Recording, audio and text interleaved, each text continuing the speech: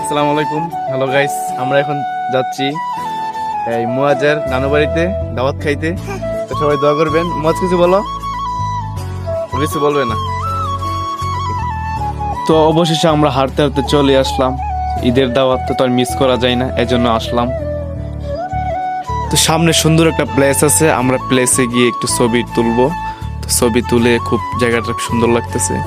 শেষে চলে আসলাম মুয়াজের নানি বাড়িতে আমরা দাওয়াত খাইতে। তো অবশ্যই আমরা দাওয়াত খেয়েই ফেললাম। খেয়ে দিয়ে আমরা একটু ঘোরাফেরা করতেছি, সাথে কাজিন আছে। তো সবাই দোয়া করবেন যাতে আমরা সুস্থ মতে থাকতে পারি, আর আপনাদের জন্য দোয়া রইল। আর আজকে পুরা দিনই আসছিল আমার ভাতিজা সবাই। তো ওরা খুব দুষ্টামি করতো, তাই আমার সাথে নিয়ে আসলাম তাদেরকে। তো অবশেষে আমরা বাড়ির উদ্দেশ্যে রওনা দিতেছি। তো বাড়ির আশেপাশে চলে আসছি, ওই যে নদীর পাড়ে আমাদের বাসা।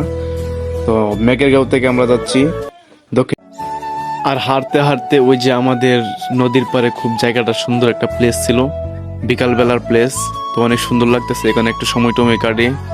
তো আমরা হাঁটতে হাঁটতে ধীরে ধীরে চলে যাচ্ছি বাড়ির উদ্দেশ্যে। তো গাইস, মিনি ব্লগ নিয়ে আসলাম আপনাদের কাছে। যদি ভালো লাগে তাহলে আপনারা লাইক কমেন্ট শেয়ার করে যাবেন।